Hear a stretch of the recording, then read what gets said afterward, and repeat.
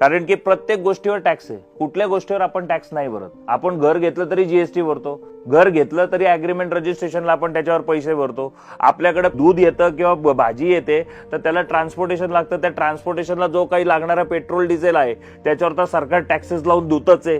तर कुठं आपल्याकडनं टॅक्स घेतला जात नाही. आपण रोड टॅक्स भरतो तरी टोल टॅक्स भरतो. It's a too much. मी ज्या कंपनीत कामाला आहे मला माहित नाही माझा बॉस चोऱ्या करतोय का काय करतोय, बरोबर आहे. तेव्हा अचानक त्या कंपनीवर कुठल्या तरी सरकारच्या निर्णयामुळे गाज पडते, ती कंपनी बंद होते.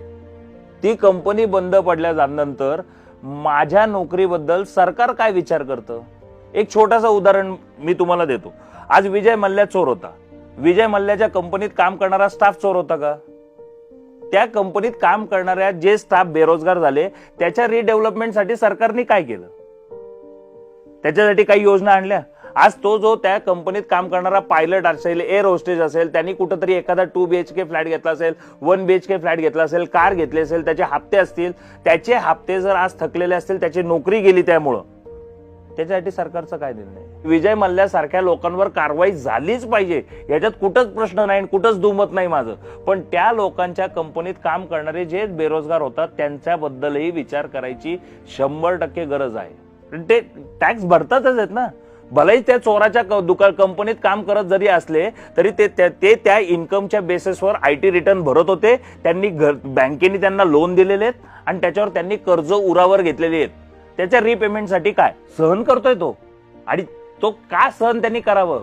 ही लोकशाही आहे, ही देश त्याचा आहे, तो टॅक्स भरतोय. तो हा देश चालवण्यासाठी 1 रुपया का होईना तो टॅक्स भरून त्या गोष्टीचा शेअर देतोय. त्याचा अधिकार आहे. सरकार जर चुकीचे निर्णय घेत असेल तर सरकार त्याला आन्सरेबल आहे. सरकार त्याच्यावर उत्तर देणार की नाही देणार? तुम्ही छाती ठोकून सांगता की मी आज नोटबंदी केली त्याच्यामुळे आज 3 लाख कंपन्या बंद केल्या. एखादी कंपनी डिस्ट्रॉय करणं खूप इझी आहे, एखादी गोष्ट उभं करणं खूप अवघड आहे. एखादी गोष्ट तुम्ही उभी करू शकत नाही तर तोडू तर नका. आणि दुसरी गोष्ट, पुण्यामध्ये आज DS कुलकर्णी सारखा एक व्यावसायिक अडचणीत आला. एक स्पष्ट गोष्ट सांगतो, आपल्या घरात आपली एक आई असते किंवा आपले वडील असतात, ते एक सर्टन एज नंतर ते आजारी पडतात. आपण शेवटच्या क्षणात सुद्धा आपण त्यांना व्हेंटिलेटर लावून जगवण्याचा प्रयत्न करत असतो. का? कारण की त्या व्यक्तीवर आपले इमोशन्स असतात. बिझनेस पण हा असाच प्रकार आहे. माणूस शेवटपर्यंत कुठून ना कुठून तरी कर्ज काढून ते टिकवण्याचा प्रयत्न करत असतो, कारण की ती त्याची रोजीरोटी असते. त्यांनी कर्ज घेतले म्हणजे तो चोर होत नाही. तुम्हाला सरकारला आम्ही टॅक्सेस भरतो, आम्ही कर्ज भरू शकत नसू तर त्याचं स्क्रुटिनायझेशन व्हायला पाहिजे की हे का नाही भरू शकत आहेत, ह्या माणसाचा बिझनेस का नाही होते. सरकारकडनं त्या गोष्टीची स्क्रुटिनायझेशन व्हायलाच पाहिजे. आणि सरकारने या जेव्हा सुविधा द्यायला सुरुवात केल्या ना, मी तुम्हाला सांगतो सामान्य माणूस स्वतःहून पुढे येऊन टॅक्सेस भरेल. इस्त्रीच्या कपड्याखाली फाटलेली आणि अंडरपॅन्ट घातलेला माणूस आहे, त्याला नोकरी लागली, त्याचा बिझनेस वाढला, त्याच्या अकाउंटला 4 पैसे आले की सरकार त्याला इन्कम टॅक्स मागतं. ज्यावेळेस त्याची नोकरी जाते, ज्यावेळेस त्याचा धंदा बुडतो, सरकार त्याला विचारतं का जगतोयस का मरतोयस? सरकार आर्थिक परिस्थितीमध्ये खराब झालेल्या माणसाला समाजही वाळीत टाकतं. तर थू येते सरकारवर आणि थू येते समाजावर. आर्थिक अडचणीत आलेल्या माणसासाठी कोण? आणि ह्याच्यावर जोपर्यंत तुम्ही स्पष्टीकरण देत नाही ना, तोपर्यंत सरकारला पब्लिकने टॅक्सेस का भरावा हे सरकारनेच उत्तर द्यावं. आज देशामध्ये ज्या सिस्टम बदलल्यात, आता पहिले आपलं रिटेल सेक्टरची दुकानदारी होती आणि आज ऑनलाईन सिस्टम आली. ऑनलाईन कंपन्यांना लँड कॉस्ट नाहीये, लेबर कॉस्ट नाहीये. आज ह्या लँड कॉस्ट आणि लेबर कॉस्ट काढला तर रिटेल सेक्टरवाला दुकानदार पण तुम्हाला 1300 रुपयाची वस्तू 500-600 रुपयाला देऊ शकतो.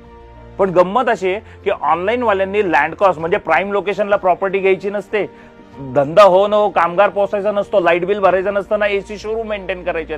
त्यामुळे तो 1300 रुपयाची वस्तू 600 रुपयाला तुमच्यापर्यंत पोहोचू शकतोय. आणि ह्या ऑनलाईन कंपन्यामुळे रिटेल सेक्टरमध्ये धंदा राहिलेला नाही. आणि बेरोजगार जो तरुण आहे, ज्याला नोकरी मिळत नाही, आता सरकार तर त्याच्याहून पेक्षा निर्लज्ज आहे. सरकारने तर भारी ट्रेंड चालवलाय सध्या. नोकरी घेणारे नाही, नोकरी देणारे बना.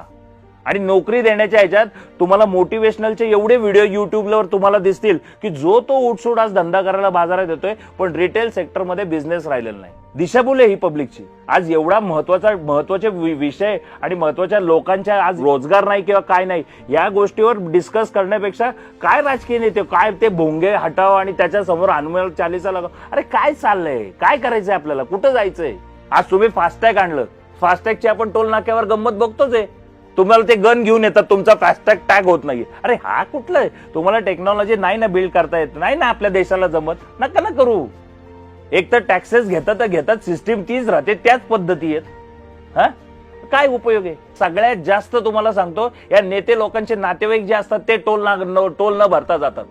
सामान्य माणूस तर 100% टोल भरतो. आणि जर सामान्य माणूस प्रत्येक गोष्टीचे पैसे मोजतोय, तर मग त्याला सुविधा मिळत नसेल, तर त्यांनी तुम्हाला इन्कम टॅक्स का द्यावा?